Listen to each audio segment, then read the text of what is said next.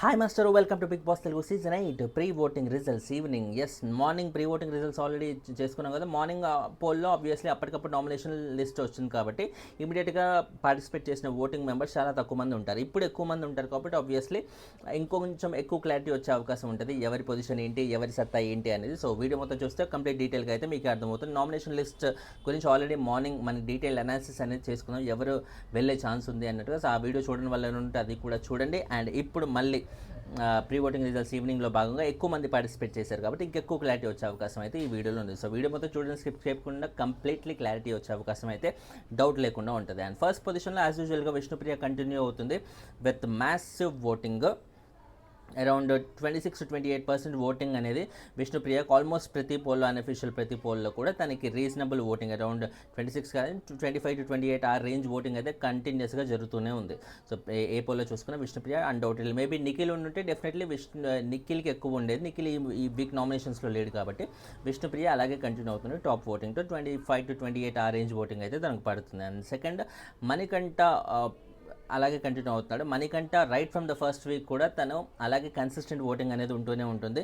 Pre existing fan base విష్ణుప్రియకు ఉండడం వల్ల voting పడుతుంది. నిఖిల్కి ప్రీ ఎగ్జిస్టింగ్ ఫ్యాన్ బేస్ వల్లే పడింది. బట్ మణికంఠకు మటుకు బిగ్ బాస్కి వచ్చాక తనకి తాను ఏర్పరచుకున్న ఏదైతే తన గేమ్ ఉందో, తన ఎమోషనల్ బ్యాక్గ్రౌండ్ కావచ్చు, తన తర్వాత గేమ్ కావచ్చు, తన చెప్పే పాయింట్ ఆఫ్ వ్యూ కాబట్టి కావచ్చు, తన ఆర్గ్యూయింగ్ స్కిల్స్ కావచ్చు, ఇది ఏ పరంగా చూసుకున్నా కూడా బిగ్ బాస్ కంటెస్టెంట్గా కావాల్సింది ఏం క్వాలిటీస్ ఉన్నాయో బిగ్ బాస్ కంటెస్టెంట్గా ఆ క్వాలిటీస్ అన్నీ డౌట్ లేకుండా మనోళ్ళలో ఉన్నాయి కాబట్టి ఓటింగ్ అనేది ఒక గ్యారంటీడ్ ఓటింగ్ అనేది ఖచ్చితంగా ఉన్నట్టుగా చెప్పుకోవచ్చు. అఫ్కోర్స్ పిఆర్లు ప్రతి కంటెస్టెంట్కి ఉంటారు. ఆ పిఆర్ల గురించి మనం దాని గురించి డిస్కస్ చేయాల్సిన అవసరం లేదు. ఎందుకంటే ఒకరు ఇద్దరు కాదు, ప్రతి కంటెస్టెంట్కి ఆల్మోస్ట్ ఇప్పుడు బిగ్ బాస్కి వెళ్ళడం అంటేనే అదొక చాలా పెద్ద అచీవ్మెంట్. అలాంటి ఒక అచీవ్మెంట్ని ఫినాన్షియల్గా పెద్దగా స్ట్రాంగ్ లేని కంటెస్టెంట్ కూడా ఆ స్టెప్ అనేది చాలా పెద్దది కాబట్టి ఇప్పుడు ఫినాన్షియల్గా స్ట్రాంగ్గా లేని వాడు కూడా ఏం చేస్తారో, ఎక్కడో ఒక అప్పు తెచ్చైనా సరే, ఒరే నాన్న, ఒరే పిఆర్ నువ్వు ఇది తీసుకో, నాకు ఫుల్ పబ్లిసిటీ చేయరా, ఇది నా కెరియర్కి సంబంధించింది, ఈ బిగ్ బాస్ నేను సక్సెస్ అవుతే బయటకు వచ్చాక వేరే ఆపర్చునిటీస్ వస్తే మంచి బిజీ అయ్యే అవకాశం ఉంది అనే ఉద్దేశంతో ప్రతి పర్సన్ ఉన్నోడైనా లేనోడైనా పిఆర్ని పెట్టుకొని రావాల్సింది బిగ్ బాస్కి. సో ఇప్పుడు బిగ్ బాస్లో కూడా అలా ప్రతి కంటెస్టెంట్కి పిఆర్ ఉంటారు. సో ఆ పిఆర్తో పాటు మణికంఠ ఇంపాక్ట్ అనేది కూడా మనకి షోలో కనిపిస్తుంది కాబట్టి డెఫినెట్లీ మణికంఠకు వచ్చే ఈ ఓటింగ్ మచ్ డిజర్వింగ్ అని మనకి చెప్పక తప్పదనమాట. సో మణికంఠ అరౌండ్ 22-25 ఆ రేంజ్ ఓటింగ్ అనేది తను ప్రభావితం చేస్తున్నాడు అన్నట్టుగా డౌట్ లేకుండా చెప్పేయచ్చు. అని తర్వాత చూసుకుంటే థర్డ్ పొజిషన్లో ప్రేరణ ఉంది. బట్ ప్రేరణకి సెకండ్ పొజిషన్లో ఉన్న వాళ్ళకి చాలా డిఫరెన్స్ అనేది ఉంది. ఆల్మోస్ట్ ఒక 10% డిఫరెన్స్ దాకా, 8-10% డిఫరెన్స్ అయితే మనకి క్లియర్గా కనిపిస్తుంది. కాబట్టి ప్రేరణకి బీభత్సమైన ఓటింగ్ లేకపోయినా కూడా ఒక రీజనబుల్ ఓటింగ్ అయితే ఖచ్చితంగా ఉంది. సేవ్ అయ్యే రేంజ్ ఓటింగ్ అయితే ప్రేరణకు ఉందన్నట్టుగా మనం చెప్పొచ్చు అనమాట. సో విష్ణుప్రియ మణికంఠ డౌట్ లేకుండా ఈ వారం సేవ్, అందులో నెక్స్ట్ సెకండ్ థాటే లేదు, రాసి పెట్టేసుకోవచ్చు.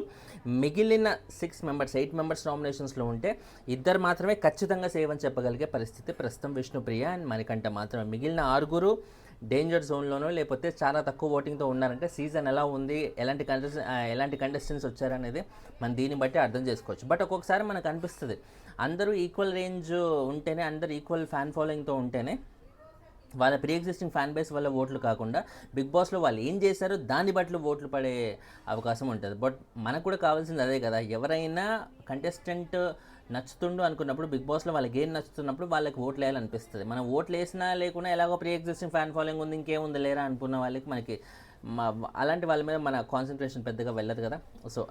సో ప్రస్తుతానికి చూసుకుంటే ప్రేరణకి అరౌండ్ 10% యావరేజ్గా చూసుకుంటే ఓటింగ్ పడుతుంది ఆల్మోస్ట్ ప్రతి అన్అఫీషియల్ పోల్లో. అండ్ తర్వాత నైనిక ఇన్ఫ్యాక్ట్ లాస్ట్ వీక్ కూడా తనకి అలాగే ఒక రీజనబుల్ ఓటింగ్ కంపేర్ టు మిగతా డేంజర్ జోన్లో ఉన్న కంటెస్టెంట్ కంటే కూడా నైనికకి ఒక 1-2% ఎక్కువ కనపడే. మరీ బీభత్సమైన సేఫ్ జోన్ అని చెప్పలేము, కానీ నైనికకి ఒక రీజనబుల్ కైండ్ ఆఫ్ సేవ్ అయ్యే ఓటింగ్ ఉన్నట్టుగా చెప్పేయచ్చు అనమాట మళ్ళీ. అండ్ తర్వాత Kirrak Seetha same as usual, same Nainika పరిస్థితే. స్టార్టింగ్ కొంచెం డేంజర్ జోన్ క్యాండిడేట్ అనిపించినా కూడా తర్వాత సీత తన ఓటింగ్ అనేది మెల్లిగా పికప్ చేసింది. తను ఆడిన టాస్కుల వల్ల కానీ, తను ఇన్వాల్వ్ అయిన కాంట్రవర్సీస్లో కానీ ఇలా ఏ యాంగిల్లో చూసుకున్నా కూడా షీ మేడ్ హర్ మార్క్. కాబట్టి ఒక reasonable voting, Nainika range voting Kirrak సీతకు కూడా వచ్చి వాళ్ళందరూ సిమిలర్ ప్లాట్ఫామ్ మీద ట్రావెల్ చేస్తున్న వాళ్ళే, నైనికా కానీ కిరాక్ సీత కానీ. అండ్ తర్వాత కిరాక్ సీతకి నైనికాకి 10% ఉంటే యాజ్ యూజువల్గా కిరాక్ సీతకి 9% ఉండే, పెద్ద డిఫరెన్స్ అనేది లేదు, జస్ట్ 1% డిఫరెన్స్ మాత్రమే. తర్వాత అభయ్ నవీన్ ప్రస్తుతానికి తను చీఫ్గా ఉన్నాడు. చీఫ్గా ఉన్నా కూడా తను ఇప్పుడు డేంజర్ జోన్లో ఉన్నాడు. చీఫ్గా ఉండి డేంజర్ జోన్లో ఎలా ఉంటాడు ఏంటి అంటే, క్యాప్టెన్ అయినప్పుడు నామినేషన్స్లో ఫస్ట్ ఆఫ్ ఆల్ రాడు, బట్ చీఫ్ అయినప్పుడు నామినేషన్స్లోకి వస్తాడు, ఓటింగ్ రాకపోతే బయటికి కూడా వెళ్ళిపోతాడు. సో చీఫ్కి పెద్ద పవర్స్ ఏమి ఉండదు, ఇమ్యూనిటీ పవర్ అనేది ఖచ్చితంగా లేదు. ఓన్లీ ఆ హౌస్లో టాస్కుల్ని బట్టి వచ్చే లీడర్షిప్ బెనిఫిట్స్ తప్ప చీఫ్ వల్ల వాళ్ళకి ఇంకేం ఒరిగేలేదు. కాబట్టి ఈ ఎవరెవరు చీఫ్ అయ్యారు ఏంటి అని ఈ సీజన్లో మనం ఎగ్జైట్ అవ్వాల్సిన అవసరం లేదు, ఇంట్రెస్ట్గా ఎదురు చూడాల్సిన అవసరం కూడా లేదనమాట. దిస్ ఆడోళ్ళ లొల్లి టూ మచ్ వినిపిస్తుందా మీకు? నాకు అదే వినిపిస్తుంది మొత్తం. అండ్ తర్వాత చూసుకుంటే అభయ్ నవీన్ 8% మనం చెప్పుకున్నాం కదా. అండ్ లాస్ట్కి చూసుకుంటే యష్మి డౌట్ లేకుండా సీరియస్ డేంజర్ జోన్లో ఉందన్నమాట. కంప్లీట్గా వెళ్ళిపోద్దాయేమో ఏంటి ఓటింగ్ ఇంత దారుణంగా ఉంది అనిపించే ఓటింగ్ అయితే ఖచ్చితంగా ఉంది. ఏ రేంజ్ ఓటింగ్ ఉన్నా కూడా బిగ్ బాస్ వాళ్ళు అంత ఈజీగా బయటికి పంపించే ప్రసక్తే లేదు కదా, ఎందుకంటే మామూలు కంటెంట్ అది. ఇప్పుడు సోనియా ఒకవేళ ఈ రేంజ్ కంటెంట్ ఇచ్చి ఉంటే, ఫస్ట్ వీక్లో ఎలాంటి కంటెంట్ అయితే సోనియా ఇచ్చిందో, బీభత్సమైన వైరల్ కంటెంట్ ఇచ్చింది కాబట్టి నాగార్జున గారు ఎక్కడ ఆవిడ కంటెంట్ ఆపేస్తుందో అని చాలా మెల్లిగా బంతిపూలు వేస్తూ మాత్రమే ఆవిడని కాపాడుకున్నారనమాట. అదే ఆ రేంజ్ కంటెంట్ మనకు కావాలరా, అందరూ హౌస్లో ఆమెకి వణికిపోతున్నారా, ఆమెతో ఫైట్ చేయలేకపోతున్నారా, ఆర్గ్యూయింగ్ స్కిల్స్ ఫెంటాస్టిక్ ఉన్నాయి, ఒక పాయింట్ తీస్తే బుల్లెట్ లాగా దూసుకెళ్ళిపోతుంది, ఇలాంటి అమ్మాయి మనకు కావాలి, ఇలాంటి కంటెస్టెంట్ మనకు కావాలన్నట్టుగా చాలా పాటుపడ్డారు. నాగార్జున గారి చేత కూడా పెద్ద దొబ్బులు పెట్టకుండా చాలా నిదానంగానే వెళ్ళారు. బట్ సెకండ్ వీక్లో అంత ఎంకరేజ్ చేసినా కూడా సెకండ్ వీక్లో ఆమె ఎటువంటి ఇంపాక్ట్ చూపించలేకపోయింది. అంటే నాగార్జున గారు ఇచ్చిన ఓవర్ కాన్ఫిడెన్సా లేకపోతే ఓవర్ ఇదా కానీ ఆమె కంప్లీట్గా లైట్ తీసుకుని రిలాక్స్ అయిపోయింది. నాకు బిగ్ బాస్ వద్దే ఏం వద్దురా బాబు అన్నట్టుగా రిలాక్స్ అయిపోయి ప్రశాంతంగా ఉంది. ఏంటో మరి సెకండ్ వీక్ కంప్లీట్ రిలాక్స్ అయింది. ఇప్పుడు థర్డ్ వీక్లో ఎలా ఉంటుందో మనం చూడాలి. లైవ్ అప్డేట్స్లో మాత్రం కొంచెం అక్కడిక్కడ మాటల్లో కొంచెం కాంట్రవర్షియల్ మాటలు అయితే మాట్లాడుతుంది అన్నట్టుగా మనం విన్నాము. బట్ అది డీటెయిల్గా ఎపిసోడ్లో చూసినప్పుడు మనకి ఇంకా ఎక్కువ క్లారిటీ వచ్చే అవకాశం అయితే ఉంది. బట్ ఏదైనా సరే ఫస్ట్ వీక్లో ఉన్న ఆ మాస్ అపీల్ అయితే సోనియాకి ఖచ్చితంగా ఇప్పుడు లేదు. ఎందుకు లేదు అంటే నాకు తెలిసి నిఖిల్తో తన రైవల్రీ ఏదైతే పెట్టుకోవాలనుకుందో, కన్నడ బ్యాచ్ అన్నట్టుగా వాళ్ళందరికీ ఏదైతే ట్యాగ్ వేద్దాం అనుకుందో, ఇప్పుడు ఆ అవకాశం లేకుండా పోయింది. ఎందుకంటే నిఖిల్తో మళ్ళీ మంచి బాండింగ్ అనేది ఏర్పడింది. మంచి బాండింగ్ ఏర్పడ్డాక, అంత మంచి బాండింగ్ ఒక టాప్ కంటెస్టెంట్తో, మంచి ఓటింగ్ ఉన్న కంటెస్టెంట్తో ఏర్పడ్డాక ఆయనతో గలాటా పెట్టుకుంటే లేనిపోని రచ్చంతా అయ్యి ఈమె బయటికి వెళ్ళిపోయే పరిస్థితి ఉంది. ఎందుకంటే సోనియాకి ఆ రేంజ్ ఓటింగ్ లేదు, అంత పాపులరు కాదు.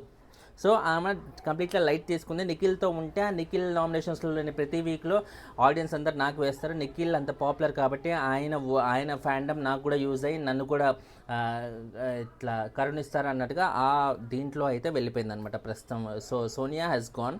బట్ సోనియా ఇప్పుడు లేదు కాబట్టి, అంటే ఆ మాస్ అపీల్ అనేది లేదు కాబట్టి బిగ్ బాస్ వాళ్ళు యష్మిని యూజ్ చేసుకోవాలనుకుంటున్నారు ఆ ప్లేస్లో. కాబట్టి యష్మిని ఇప్పట్లో పంపించే అవకాశం అయితే లేదు. ప్రస్తుతానికి 7% ఓటింగ్తో యష్మి డేంజర్ జోన్లో ఉంది.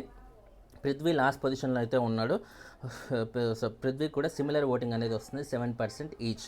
ఫైనల్లీ యష్మి అండ్ పృథ్వీరాజ్ ప్రస్తుతానికి ఈక్వల్ ఓటింగ్తో ఇద్దరు లాస్ట్ వీక్ దద్దరిల్చిన కంటెస్టెంట్స్, అవతల వాళ్ళ చేత విపరీతమైన నెగిటివిటీ ఫేస్ చేసిన కంటెస్టెంట్స్. సో ఇప్పుడు వీళ్ళిద్దరే డేంజర్ జోన్లో, అది కూడా ఈక్వల్ ఓటింగ్ రేంజ్తో అయితే ఉన్నారు. సో వీళ్ళిద్దరిలో ఎవరు వెళ్తే బాగుంటుంది అనిపిస్తుంది, లేకపోతే అభినబిన్ వెళ్తే బాగుంటుందని అని ఏమన్నా మైండ్లో ఉందా? ఎందుకంటే యష్మి పృథ్వీరాజ్ ఖచ్చితంగా బిగ్ బాస్ కంటెంట్కి అవసరం కాబట్టి వాళ్ళని ప్రిఫర్ చేసే కంటే పెద్దగా లొల్లిలు పెట్టుకొని అభయ్ నవీన్ని బిగ్ బాస్ వాళ్ళు కన్సిడర్ చేసే అవకాశమే ఎక్కువగా ఉంది. మీకేమనిపిస్తుంది? అభయ్ వెళ్తేనే బాగుండు అనిపిస్తుందా, లేకపోతే యష్మి ఆర్ పృథ్వీ వెళ్తే బాగుండు అని మైండ్లో? వెళ్తే బాగుండు అని డెఫినెట్గా ఉంటుంది, బట్ డెఫినెట్గా వెళ్ళారు కదా, ఇంకెవరైనా వెళ్ళే ఛాన్స్ ఉందని మీరు అనుకుంటున్నారా? కింద కమెంట్ అయితే చేసి చెప్పండి. అండ్ ఛానల్ని సబ్స్క్రైబ్ చేసుకోండి. లైకులు కొడుతుంటే వీడియోలు ఎక్కువ మంది కనిపిస్తాయి. దయచేసి లైకులు మాత్రమే నేను అడిగేది, ఇంకేమీ అడగట్లేదు. దయచేసి బాయ్.